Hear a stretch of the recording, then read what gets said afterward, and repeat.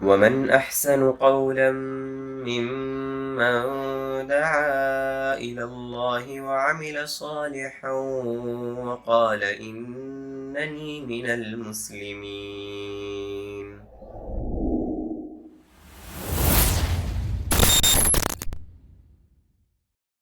میں شیخ محترم کو دعوت دیتا ہوں، شیخ عبد المالک مجاہد صاحب کو، اور یہ اس پروگرام کا آخری حصہ ہے، آخری کڑی ہے، تشریف لائیں اور علم کے پیاسوں کی پیاس بجھائیں۔ فلیتفضل مشکورا ماجورا۔ السلام علیکم ورحمۃ اللہ وبرکاتہ۔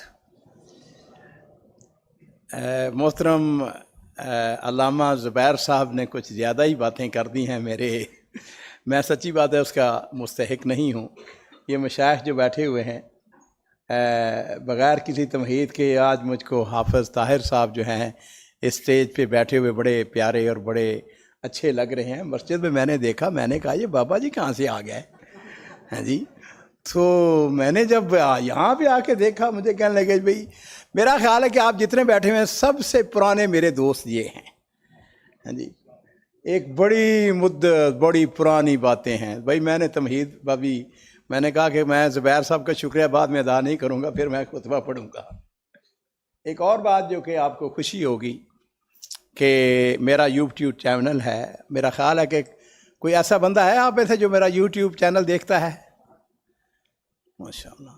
عبد المالک مجاہد کے نام سے یوٹیوب چینل ہے میرا، انگلش میں عبد المالک مجاہد، اور اس کی خوبی یہ ہے کہ ماشاءاللہ اس میں کوئی 450 کے قریب واقعات اور کہانیاں ہو چکی ہیں، اور میں نے اس کے اندر اخلاقیات کو سب سے زیادہ اہمیت دی ہے، کوشش میری۔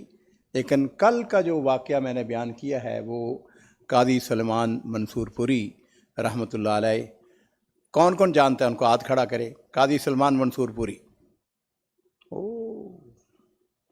تو میرا خیال ہے کہ پھر آج میں ساری تقریر انہیں کے اوپر نہ کر دوں۔ قاضی سلیمان منصور پوری، شورا آفاق کتاب، رحمت للعالمین۔ یہ ایک ایسی کتاب ہے جو میں یہ کہہ سکتا ہوں کہ بر صغیر میں، اگر آپ نے رحیق المختوم دیکھی ہے تو جا بجا اس کے نیچے جو فٹ نوٹس ہیں اس کے اندر رحمت للعالمین کا تذکرہ ہے۔ تو خیر، اب تو میں آپ کو یہ کہوں گا کہ آپ کے اوپر یہ فرض بنتا ہے کہ میرا یوٹیوب چینل جو ہے اس کا کم از کم کل کا جو واقعہ ہے، کیونکہ یہ اہل حدیث عالم تھے اور ریاست پٹیالہ کے یہ قاضی تھے، مجسٹریٹ تھے، جج تھے، اور عام جج نہیں تھے، یہ بہت عظیم شخصیت تھے۔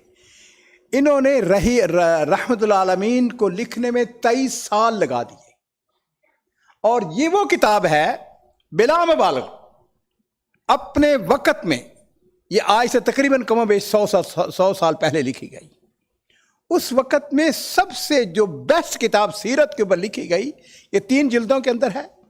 میرے لیے شرف یہ ہے جی کہ میں خطاط ہوں، میرے والد خطاط، میرے دادا خطاط، میرے پردادا خطاط، ان کے والد خطاط، تو میرے دادا محترم نے اس کی کتابت کی تھی، اور ان کے بارے میں آپ کو کتنے واقعات ہیں جو کہ میں نے کل کے اندر بھی بیان کیے ہیں، لیکن یہ ایک عظیم ولی اللہ شخص تھا۔ ان کا جنازہ پتہ ہے کس نے پڑھایا تھا؟ ان کا جنازہ پڑھایا تھا مولانا اسماعیل غزنوی رحمۃ اللہ علیہ نے۔ غزنوی خاندان ہمارے اعلیٰ خاندانوں میں سے ہے۔ یہ وہ خاندان ہے جس کو افغانستان سے صرف اس لیے نکال دیا گیا کہ یہ رفع دین کرتے ہیں، یہ آمن بالجہر کے قائل ہیں۔ یہ خاندان، اس کی بڑی قربانیاں ہیں، بڑے کام ہیں لوگوں کے۔ تو میرے عزیزو، میں نے کچھ چند ایک نوٹس لیے ہوئے تھے اس کے حوالے سے، ورنہ میں حقیقت بات یہ ہے کہ مجھے اگر آپ برا نہ منائیں تو مجھے اچھا نہیں لگا کہ قاضی صاحب کے بارے میں ایک اہل حدیث مکتبہ فکر سے تعلق رکھنے والے نوجوان ہوں اور ان کو ان کے بارے میں پتہ نہ ہو اور ان کی کتاب انہوں نے نہ پڑھی ہو۔ رحمت العالمین، مجھے یاد ہے جب چھوٹے سے ہوتے تھے ہم، تو میری سب سے جو پسندیدہ کتاب تھی وہ رحمت للعالمین تھی، اور یہ وہ کتاب ہے جس کے اندر انہوں نے دلائل سے ثابت کیا کہ نبی علیہ الصلوۃ والسلام اس کائنات کی سب سے اعلیٰ، سب سے عرفہ شخصیت ہیں۔ عیسائیت کے اوپر ان کو انتہائی زیادہ عبور تھا، اور یہ پکے موحد۔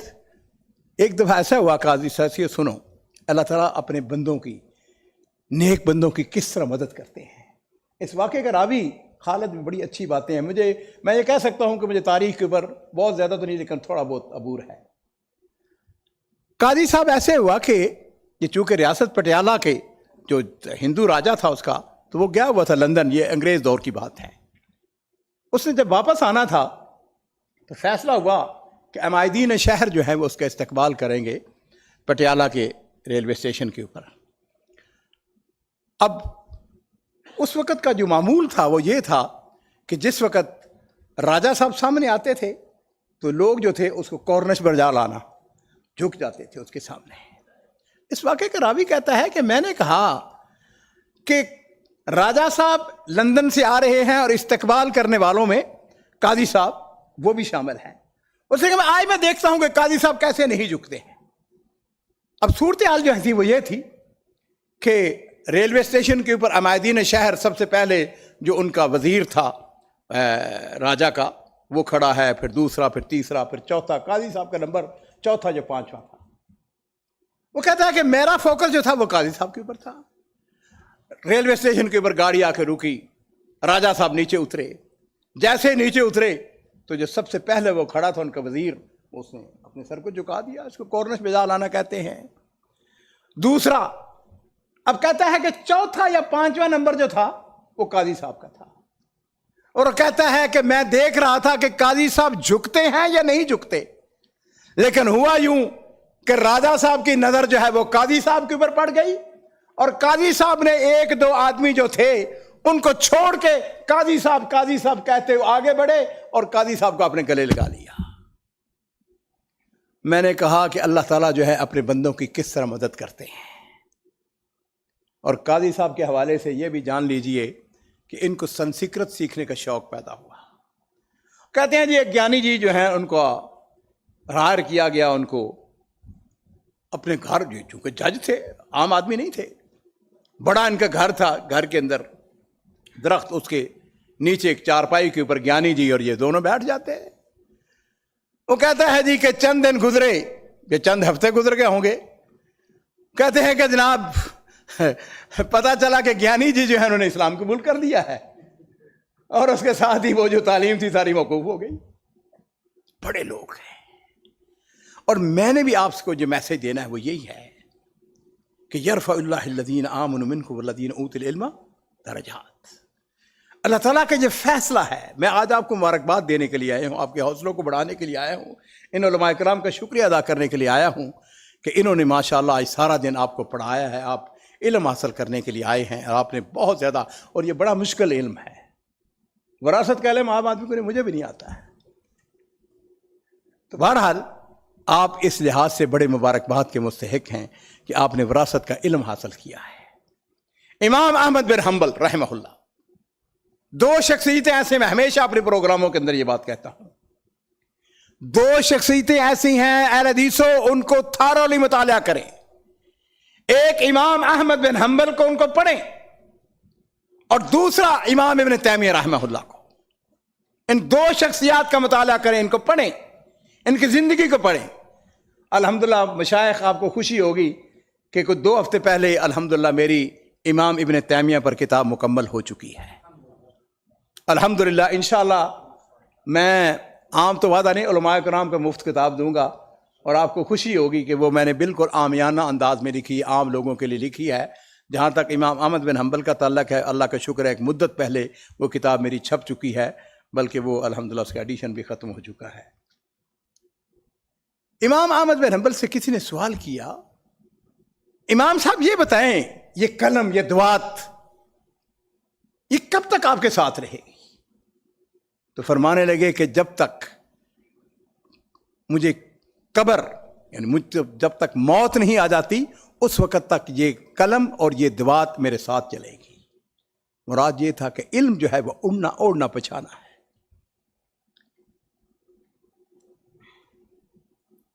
خلیفہ وقت سلمان بن عبد الملک مکہ مکرمہ حج کرنے کے لیے آیا ہوا ہے، اور جس وقت مکہ مکرمہ میں پہنچا تو اس نے سوال کیا. اس نے کہا کہ مکہ کا سب سے بڑا عالم کون ہے؟ لوگوں نے کہا عطا ابن رباح. اور عطا ابن رباح پتہ کون ہے؟ حضرت عبداللہ بن عباس کا شاگرد ہے، عام آدمی نہیں ہے، ان کا وارث ہے عبداللہ بن عباس رضی اللہ تعالیٰ عنہ۔ اس نے کہا محدث کون ہے؟ کہا عطا ابن رباح۔ مفسر کون ہے؟ عطا ابن رباح، مکہ کا سب سے بڑا عالمی۔ اس نے کہا کہ کون ہے وہ عطا ابن رباح؟ میں جس کے بارے میں سوال کرتا ہوں اس کے بارے میں تم مجھے کہتے ہو کہ عطا عطا، کون ہے عطا؟ مجھے چلو لے چلو۔ اور میرے دوستوں، میرے ساتھیوں، پھر یہ ہوا، اس نے اپنے وزراء کو ساتھ لیا، اپنے حاشیہ کو ساتھ لیا، اور پتہ چلا کہ عطا ابن رباح وہ بیت اللہ شریف کے صحن میں ان کی چارپائی ہے، وہیں رہتے ہیں۔ خلیفہ وقت، ثلث دنیا کے اوپر حکومت کرنے والا سلمان بن عبد الملک وہاں پہ پہنچا۔ اس نے دیکھا عطا ابن رباح، کالے رنگ کے غلام، چھوٹا سا قد، سر کے بال اڑے ہوئے، ادھر پانی دے دیجیے، سر کے بال اڑے ہوئے، اور کیفیت یہ ہے کہ ارد گرد ان کے لوگوں کا اس طرح ہجوم۔ خلیفہ نے کہا انت عطا ابن رباح الذی طوق بہ الدنیا، پوری دنیا کے اندر تیری شہرت ہے، تو عطا ہے، کالے رنگ کا، جس کو ہم اپنی زبان کے اندر معذرت کے ساتھ نہ منہ نہ متھا، ہم پنجابی زبان کے اندر ہم کہتے ہیں، نہ شکل نہ صورت نہ مال نہ دولت، کچھ بھی نہیں ہے۔ اور پھر عزیزو اس نے ایک سوال کیا، خلیفہ نے سوال کیا، اس نے کہا بماذا حصلت، یہ مقام یہ مرتبہ تو نے کیسے حاصل کیا ہے؟ اس نے کہا بترک فراشی 30 سنہ فی مسجد الحرام، اس نے کہا کہ میں 30 سال تک میں نے اپنا بستر، میرا اوڑا بچھونا وہ بیت اللہ شریف کے اندر رہا، ما خرجت من مکہ حتی تعلمت علم، میں مکہ سے اس وقت تک نہیں نکلا ہوں جب تک میں نے علم حاصل نہیں کر لیا ہے۔ کتنے سال بولیے؟ 30 سال تک مکہ سے باہر نہیں گیا ہے۔ پتہ ہے خلیفہ نے اعلان کیا کیا؟ اس نے اپنے حاشیہ سے کہا اعلان کر دو کہ حج کے مسائل کے اوپر اگر فتویٰ چلے گا تو عطا ابن رباح کا چلے گا۔ عزیز ایک دن ایسا ہوا، یہاں تو یہ بڑے بڑے، یہ ہمارا خالد جو ہے مجھے بڑا پیارا اس لیے لگتا ہے کہ اس کا والد میرا دوست حافظ الیاس رحمہ اللہ، واللہ خالد میں یہ تو نہیں کہوں گا مبالغہ ہو جائے گا، لیکن اکثر میں ان کے لیے دعا کرتا ہوں، خدا کی قسم، بڑا عظیم آدمی تھا۔ ایک دن میں، کچھ عرصہ پہلے کی بات ہے، شیخ بن باز کا آپ کو پتہ ہے جو ان کا گھر تھا، آبائی گھر، اس کو وہ چیریٹی آرگنائزیشن کے اندر تبدیل کر دیا گیا ہے۔ میں چلا گیا وہاں پر اپوائنٹمنٹ لے کے، میں نے کہا میں ملاقات کرنا چاہتا ہوں ان کے مسئولین سے۔ ان کا رشتہ دار تھا اس وقت، مجھے نہیں پتا آپ کو ہے یا نہیں ہے، بہرحال بڑی انہوں نے عزت کی، سچی بات ہے۔ میں نے ان سے ایک سوال کیا، میں کہا شیخ بن باز نابینا تھے، لیکن اتنا علم، اتنا منزل، اتنی ان کی قدر و منزلت، اتنا ان کا اعلیٰ مقام، ان کے والد گرامی راوی ہیں کہ ملک فہد کو وہ کہتے ہیں میں نے خود دیکھا، ملک فہد جو تھے وہ شیخ بن باز کی جو ٹانگیں ہیں ان کو دبا رہے تھے۔ یہ جو آیت ہے نا کہ یرفع اللہ الذین آمنوا منکم والذین اوتوا العلم درجات، یہ علم کی وجہ سے۔ تو میں نے ان کا جو عزیزدار تھا، وہ اس کا مدیر جو تھا، میں ان سے سوال کیا، میں نے کہا یہ بتاؤ کہ شیخ تو نابینا تھے۔ اس نے ایک لفظ بولا، میں کبھی نہیں بولا، اس نے کہا کان یتعب، شیخ محنت کرتے تھے اور خوب محنت کرتے تھے۔ یہ مقام، یہ مرتبہ عزیزو ایسے نہیں مل جاتا۔ میں پھر عرض کروں گا، میں آپ لوگوں کو مبارکباد دینے کے لیے آیا ہوں، اللہ کی قسم آپ مبارکباد کے مستحق ہیں۔ آپ نے سارا دن جو ہے آج پڑھنے پڑھانے کے اندر گزارا ہے، آپ نے علم سیکھا ہے۔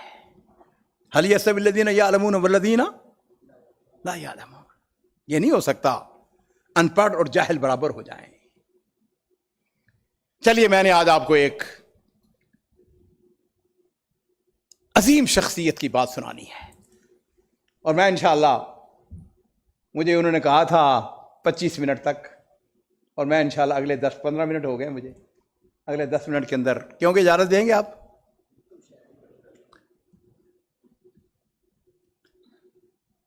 بقی ابن مخلد، مجھے یقین ہے کہ آپ میں سے بہت سارے لوگوں نے یہ واقعہ سنا ہوگا، لیکن میری کتاب ہے سنار نقوش، اس کے اندر میں نے اس کتاب کا، اس واقعے کا ذکر کیا ہے، بڑی محنت کے ساتھ ذکر کیا ہے، اور اس واقعے کو میں نے لیا، کتاب ہے رجال من التاریخ، اس کے جو مؤلف ہے نا انہوں نے اس کا ذکر کیا ہے۔ خیر عزیزو، بقی ابن مخلد جو تھے یہ اندلس کے رہنے والے تھے، اسپین کے رہنے والے تھے، قرطبہ کے اندر پیدا ہوئے۔ قرطبہ اور غرناطہ، بائی دا وے، میں گیا ہوں الحمدللہ، کئی دفعہ مجھے جانے کا اتفاق ہوا ہے وہاں پر۔ قرطبہ اور غرناطہ قریب قریب شہر ہیں، ایسا سمجھ لیجیے یہاں سے جتنا الخرج ہے یہ ایسے تھوڑا سا زیادہ، اتنا فاصلہ درمیان میں ہے۔ قرطبہ ایک زمانے میں علماء کا مرکز تھا، گڑھ تھا۔ قرطبہ کی جو مسجد ہے اپنے دور میں سب سے بڑی دنیا کی مسجد تھی۔ خیر بقی ابن مخلد، علم حاصل کرنے کا شوق، پڑھنے کا شوق، حدیث سیکھنے کا شوق، اور یہ امام احمد بن حنبل کے دور کی بات ہے، اور آپ سب کے علم میں ہوگا کہ امام احمد بن حنبل کے اوپر بڑے ابتلا آئے، بڑی مصیبتیں آئیں، بڑی پریشانیاں آئیں۔ خلق قرآن کے مسئلے میں خلیفہ وقت کہتا تھا کہ قرآن جو ہے یہ رب کی مخلوق ہے، اور امام احمد بن حنبل کیا کہتے تھے؟ قرآن رب کا کیا ہے؟ کلام ہے، یہ کلام اللہ ہے۔ اس کے اوپر ان کو مارا گیا، معتصم نے مارا، بڑی باتیں ہیں کبھی کسی وقت، لیکن ہم بات پہ آتے ہیں، come to the point. Mutasim مر گیا، اس کے بعد جو خلیفہ آیا اس نے پابندی لگا دی کہ آپ نے گھر سے باہر نہیں نکلنا۔ جاسوس مقرر ہو گئے، کوئی شخص ان سے ملاقات کرتا، ان کے گھر جاتا، پڑھتا پڑھاتا، اس کو بھی جیل میں ڈال دیا جاتا۔ واللہ عالم بالصواب۔ بقی ابن مخلد جو تھے یہ غریب آدمی تھے، پیسہ نہیں تھا، مت سمجھے کہ پیسے والے تھے۔ میں نے اپنے ایک واقعے مضمون کے اندر پوری تفصیل کے ساتھ لکھا، لیکن ہمارے پاس وقت نہیں ہے کہ کہاں کہاں سے وہ آئے، کیسے کیسے آئے، کیسے کیسے پیدل سفر کیا، تقریباً کم و بیش 2 سال لگ گئے۔ بغداد میں پہنچے تو پتہ چلا امام احمد بن حنبل جو ہیں ان کے اوپر تو پڑھانے پر پابندی لگی ہوئی ہے، وہ تو نہ گھر سے نکلتے ہیں، نہ کوئی شاگرد ہے، نہ پڑھا سکتے ہیں، نہ جا سکتے ہیں، نہ آ سکتے ہیں۔ بڑی مایوسی ہوئی، اتنا لمبا سفر کر کے آیا ہوں۔ انہوں نے آ کے اپنا سامان جو تھا وہ ایک سرائے کے اندر رکھا تھا، اور اس زمانے میں یہ ہوتا تھا جس طرح معذرت کے ساتھ میں نے ٹوپی پہنے، حافظ طاہر صاحب نے ٹوپی پہنی ہوئی ہے، تھوڑے سے دور سے پتہ چلتا ہے یہ مولوی ہیں۔ اس زمانے کا علماء کرام کا بھی ایک مخصوص لباس ہوتا تھا، دور سے پتہ چل جاتا، لوگ بڑی عزت کرتے تھے۔ ایک سرائے کے اندر انہوں نے اپنے سامان کو رکھا، اور اس کے بعد عزیزو وہ مختلف حلقوں کے لیے تلاش کرنے کے لیے چلے گئے۔ پوچھا بغداد میں اس وقت سب سے بڑا حلقہ کس کا ہے؟ پتا چلا کہ یحییٰ ابن معین کا حلقہ سب سے بڑا حلقہ ہے۔ وہاں پہ پہنچے، اور یہ بات ذہن میں رکھنے کو لاؤڈ سپیکر کا دور نہیں تھا۔ یحییٰ ابن معین محدث امام، انہوں نے سوال کرنے شروع کر دیے۔ کہنے لگے امام فلاں کے بارے میں آپ کیا کہتے ہیں؟ اتنی دور سے چل کے آئے تھے نا، سوالات تھے ذہن میں۔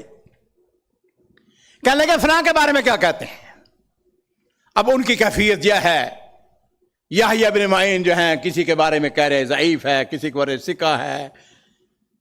وہ سوال کرتے کرتے انہوں نے ایک سوال کیا، کہنے لگے کہ یہ بتائیں کہ हशाम इब्न अम्मार, ये इनका उस्ताद था, उसके बारे में क्या कहते हैं? उन्होंने कहा फौक सिका फौक सिका। तलबा ने शोर मचा दिया, दूसरों लड़कों ने कहा कि जनाब अब हमारी बारी भी है, हमें भी सवाल करने दें। इसने कहा मैं बड़ी दूर से आया हूं। बकई ने कहा एक सवाल, आखिरी सवाल, एक और शख्सियत के बारे में। उसका पूछो, क्या पूछते हो? कहा यह बता दें अहमद बिन हंबल के बारे में क्या कहते हैं?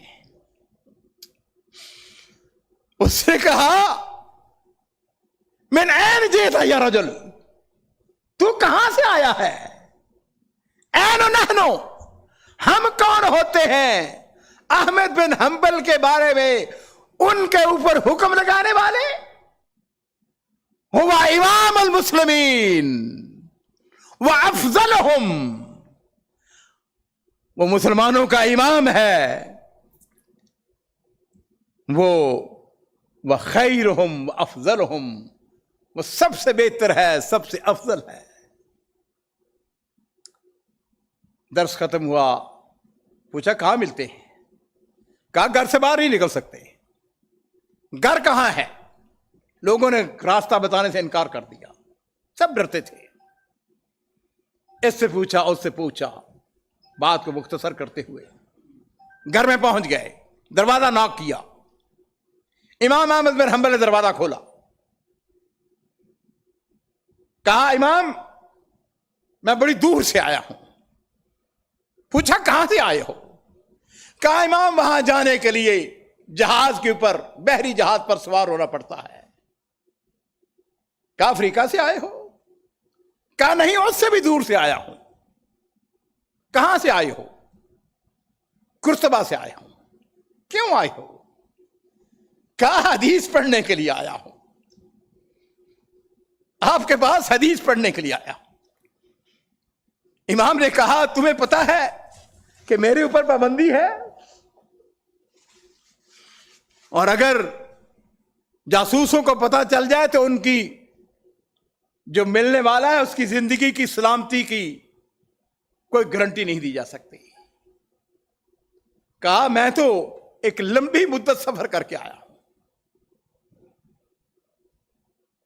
कहने लगा इमाम फिर मेरे ज़हन में एक तजवीज आती है, और वह तजवीज यह है कि मैं कल एक बकारी के रूप में, एक फकीर के रूप में, एक मांगने वाले के रूप में अपने हाथ में कशकौल लिए हुए आऊंगा, डंडा लेके आऊंगा, और मैं आपके घर के दरवाजे के सामने आके सदा लगाऊंगा अल अज्र यरहमुकल्लाह, मैं फकीर हूं, बकारी हूं, मुझको खैरात दे दीजिए। मैं आज ही हमारे साबका वजीर शऊन इस्लामिया, क्या नाम था उनका, शेख सालेह अल शेख, उनकी तकरीर सुन रहा था।